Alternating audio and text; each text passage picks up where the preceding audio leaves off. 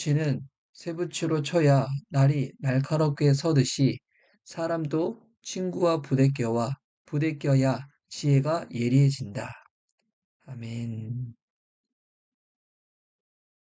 잠언은 방금 읽었던 이 잠언, 이 구절은 사람과 사람의 관계가 서로를 성장하게 하는 하나님의 놀라운 도구임을 우리에게 가르쳐 줍니다. 철을 날카롭게 하듯이 우리가 신앙이 자라려면 믿음의 공동체 안에서 우리가 서로 권면하고 격려할 때 우리의 신앙이 자라간다는 것입니다. 오늘 이 한 구절을 통해서 공동체를 통해서 하나님께서 우리를 어떻게 빚어 가시는지 또 예수님의 제자로 만들어 가시는지 그 하나님의 은혜를 우리 함께 누렸으면 좋겠습니다. 우리 오늘 한 구절 좀 자세하게 살펴보도록 하겠습니다. 먼저 이렇게 시작하고 있죠. 쇠붙이는 쇠붙이로 쳐야 날이 날카롭게 서듯이 이 새는 날카로워지려면 서로 맞닿아야 합니다.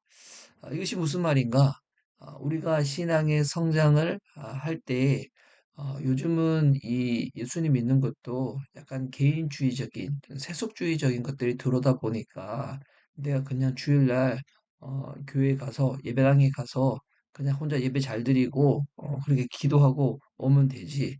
굳이 내가 사람과 이 공동체 안에 들어가야 되고 그렇게 해야 되는가? 그걸 좀 불편해하고 어려운 사람들이 있잖아요. 또한 교회 안이라고 해서 뭐 인격이나 신앙이 다 성숙한 것이 아니잖아요. 연약한 사람도 있고 정말 다양한 사람들이 있습니다. 그런데 왜 하나님께서 그런 다양한 사람들을 우리로 하여금 만나게 하시는가? 새를 날카롭게 하듯이 사람이 신앙 공동체 안에서 서로 그렇게 교제하고 섬기고 품어주고 또한 내가 사랑할 줄도 알고 사랑받을 줄도 알면서 우리의 신앙이 자라가는 것입니다. 그래서 여러분 성장은 때로는 권면과 훈련이 필요합니다. 이 권면과 훈련이 혼자서 하는 것이 아니라 공동체 안에서 이루어져야 한다는 것입니다. 어, 많은 사람들이 하나님을 만나고 싶어 하고 신앙이 자라가고 싶은데 의외로 그 방법을 잘 몰라 합니다. 방법이 무엇인가? 공동체 안에 들어오는 것입니다. 하나님은 사람을 통하여 우리에게 말씀하시고 사람을 통하여 나의 신앙을 자라게 하십니다. 여러분 그것이 신약 성경에 나오는 대부분의 이야기잖아요. 신약 성경에 나오는 서신서들은 다 그와 같은 이야기들입니다. 공동체 안에서 우리가 어떻게 신앙생활을 해야 되는가.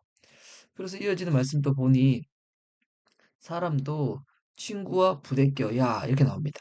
사람도 친구와 부대껴야. 그러니까 신앙은 혼자만의 싸움이 아닙니다.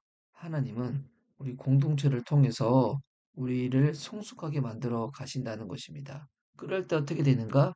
지혜가 예리해진다는 것입니다. 지혜가 예리해진다.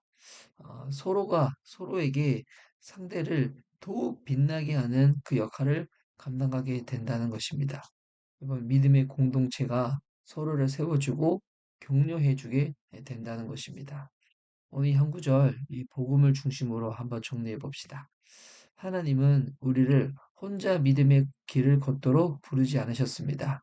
함께 걷도록, 함께 하도록 우리를 부르셨습니다. 그래서 저는 그렇게 믿거든요. 교회 공동체 안에서 신앙생활을 건강하게 잘하는 사람은 사회에서도 학교에서도 그렇게 인정받는 사람이 될 거라고. 왜냐면 결국 세상 속에서 인정받는 사람들의 특징이 무엇입니까? 자기 혼자 실력 잘났는데 사람들과 관계를 잘 못 맺는 사람. 이런 사람들은 여러분 도태되기 마련입니다. 정말 이 세상 속에서 결국 인정받는 사람들은 매력적인 사람들은 다른 사람들을 어, 섬기고 도와주는 사람들. 이런 사람들이 매력적인 사람이고 세상 표현으로는 덕이 있는 사람이잖아요. 사람과 관계 맺을 줄 아는 사람, 품어줄 줄 아는 사람, 대화할 줄 아는 사람, 섬길 줄 아는 사람. 여러분 이런 훈련을 받을 수 있는 곳이 어디인가? 저는 교회 공동체라고 믿습니다. 우리가 교회 공동체 안에서 여러분 건강하게 훈련을 받아보십시오. 세상 나와서도 잘합니다. 그리고 반면 또 이런 경우도 있어요. 어, 아직 신앙이 없는데 세상에서 사람들과 관계를 잘 맺은 사람들이 교회 안에서 예수님 믿고 공동체 생활을 할 때도 의외로 잘하는 것을 보게 되어집니다. 왜?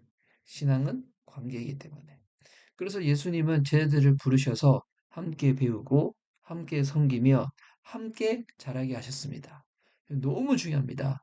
여러분, 제자 훈련은 그냥 그 지식을 쌓는 것으로 끝나지 않습니다. 함께 할 때, 예수님은 제자들과 함께 하면서 그들에게 예수님의 말씀과 삶을 보여주신 것이죠. 그래서 복음은 우리를 하나님과 화목하게 할 뿐 아니라 서로를 세워가는 공동체로 부르십니다. 때로는 겉면이 불편하게 느껴질 수도 있습니다. 여러분, 저도 이 목회자로서 설교를 하거나 성도님들 만나서 뭐 성경 공부 또 뭐 신앙 상담, 뭐 신방 같은 걸 하잖아요. 신앙이 어린 사람들은 위로할 수밖에 없겠죠. 하지만 정말 신앙이 잘하고 싶다. 그러면 좀 불편한 이야기더라도 고를 수밖에 없거든요. 어, 뭐 잘한다 잘한다 해서 다 성장하지 않습니다. 어떨 때는 우리 안에 약한 부분이 있잖아요. 잘 못하는 부분이 있잖아요. 그 겉면이 불편하게 느껴지더라도 서로의 차이로 인해서 어려움이 느껴 겪을 수도 있겠지만 그 과정을 통해서 하나님이 우리를 다듬으십니다.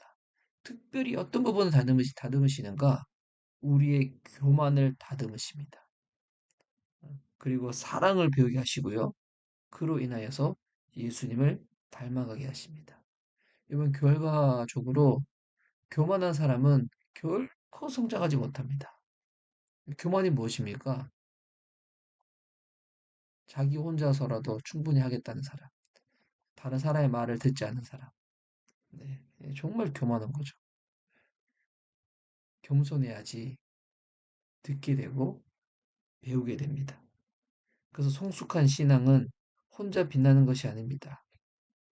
그런 관계를 통하여 다른 사람도 빛나게 해주는 삶입니다. 오늘 이 한 구절 통해서 나는 믿음의 공동체 안에서 배우고 성장하고 있는지, 다른 사람의 겉면을 겸손하게 받아들이고 있는지, 주변 사람들을 세우고 격려하는 사람으로 나는 그렇게 빚어지고 있는지 한번 살펴보면 좋을 것 같습니다. 오늘 이 구절 정리하면 이와 같죠? 하나님은 믿음의 공동체를 통해 서로를 세우시고 함께 예수님을 닮아가게 하신다. 오늘 이 한 구절 말씀 우리 다 붙잡고 오늘 또 우리를 허락하신 삶의 현장에서 하나님이 나를 왜 그 자리로 부르셨는가? 궁극적으로는 그 자리에서 남을 섬기라고. 그 섬김을 통하여 하나님께서 아직 예수님을 알지 못하는 자들의 마음을 열게 하시고 상처받고 깨진 자들을 주께로 인도케 하시고 또한 우리를 통하여 예수 그리스도가 드러나게 하실 것입니다. 오늘 이 한 구절 말씀 붙잡고 이 시간도 주님 앞에 우리 기도하며 나가도록 하겠습니다. 이 시간 우리 주님 앞에 우리 기도하며 나아갈 때 어, 하나님 우리 가운데 믿음의 공동체를 주셔서 감사합니다. 때로는 그 공동체 안에서 살아가는 것이 불편할 때도 있습니다. 하지만 그 불편함을 통하여서 나로 하여금 내 안에 있는 약함과 교만을 바라보게 하여 주시옵시고, 늘 주님과 함께 살아가는 예수님의 사람으로 내가 자라가게 하여 주시옵소서. 우리 들은 바 말씀 붙잡고 우리 한번 예수 이름 부르며 주님 앞에 이 시간 기도하며 나가도록 하겠습니다. 예수님